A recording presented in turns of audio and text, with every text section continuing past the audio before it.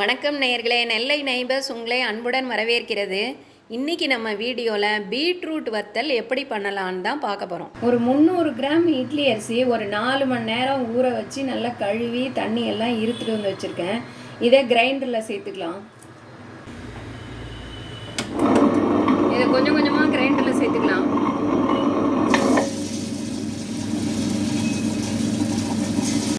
கொஞ்சம் தண்ணி ஊற்றிக்கலாம்.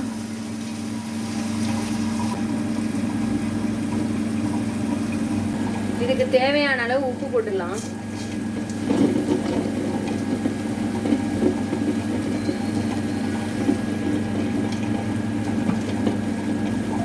இது நல்லா மையா அரைக்கட்டும்.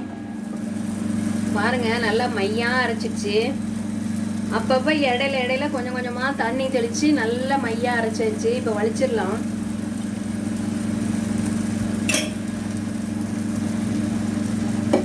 இது வலிச்சு வச்சாச்சு. இந்த கிரைண்டரில் தண்ணி ஊற்றி அதையும் கழுவி இதில் ஊற்றிடுறேன்.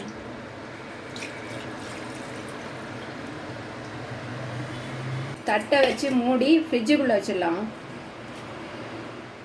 ஒரு மிக்ஸி ஜாரில் ஒரு 7 பச்சை மிளகா சேர்த்துக்கிறேன்.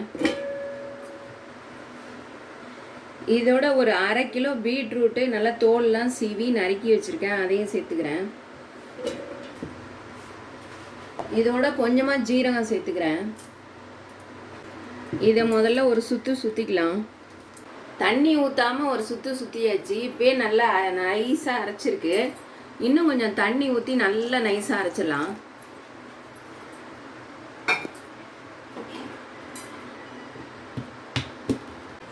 நல்லா அரைச்சாச்சு. இது இந்த வடிகட்டியில் போய் நல்லா வடிகட்டிடலாம்.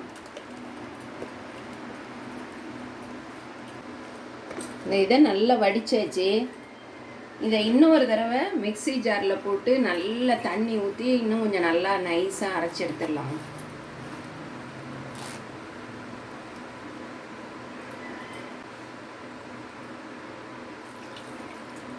ஏன்னா இதோட சாறு இன்னும் கொஞ்சம் இருக்கும். இன்னும் கொஞ்சம் நல்லா தண்ணி ஊற்றி அரைச்சிடலாம். 2வது தடவை நல்லா அரைச்சாச்சு. இப்போ இதையும் வடிகட்டிடலாம்.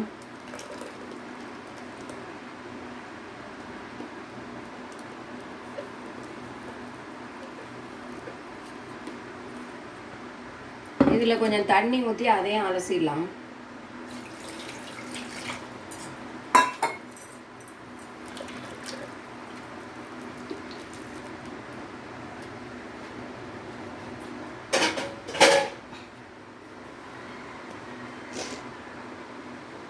நல்லா வடிகட்டியாச்சு. இந்த வடிகட்டினதை இந்த குக்கரில் சேர்த்துக்கலாம்.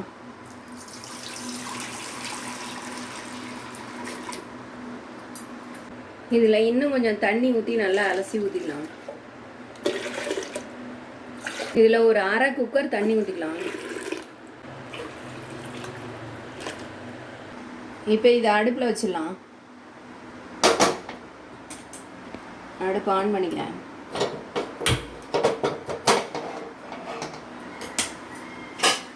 இதை மூடி வச்சிடலாம். இது நல்லா கொதிக்கணும். இது தண்ணியெலாம் அரைச்சி ஊற்றுனது அப்படியே நிற்கிது. இதை நல்லா கலக்கிக்கலாம். கையை வச்சே கலக்கிடுறேன்.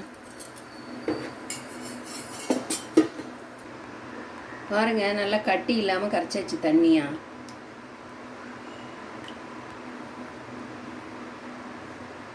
தண்ணி நல்லா கொதிக்குது.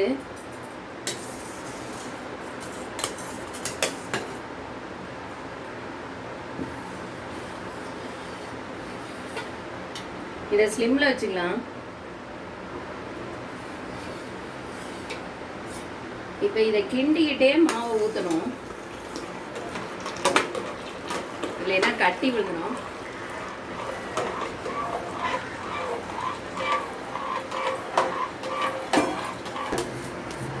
ரெடி ஆயிடுச்சு. இப்போ ஆஃப் பண்ணிடலாம். இப்போ இதை ஒரு 2 சட்டியாக ஊற்றி வச்சுக்கலாம்.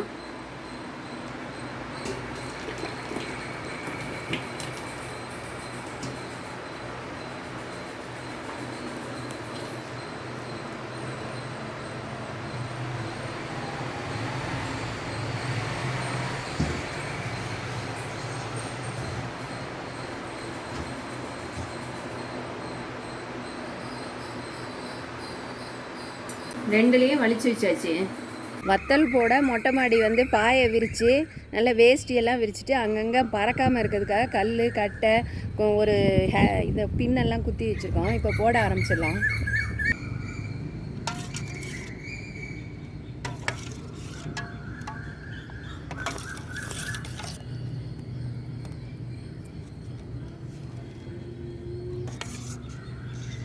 இப்படி ஸ்பூனில் எடுத்து ஒன்றொன்னா ஊற்றிடலாம்.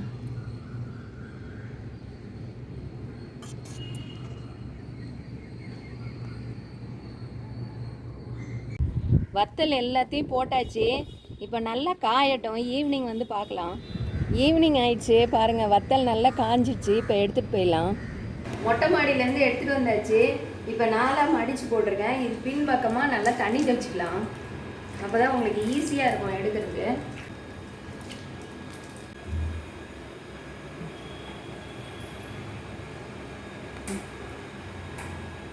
இப்போ ஒன்று ஒன்றா எடுத்துடலாம்.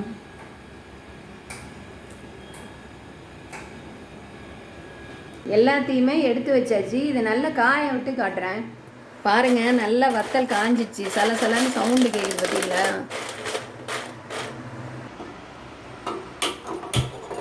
இது ஒரு கடாயை வச்சுருக்கேன். இது நல்லா காஞ்சிச்சு. இப்போ எண்ணெய் ஊற்றிக்கலாம். எண்ணெய் நல்லா காயட்டும். எண்ணெய் நல்லா காஞ்சிச்சு.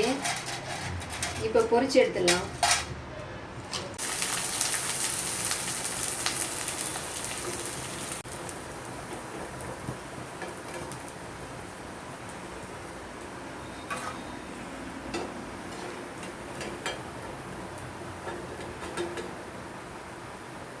நம்ம பீட்ரூட் வத்தல் சூப்பராக ரெடி ஆயிடுச்சு.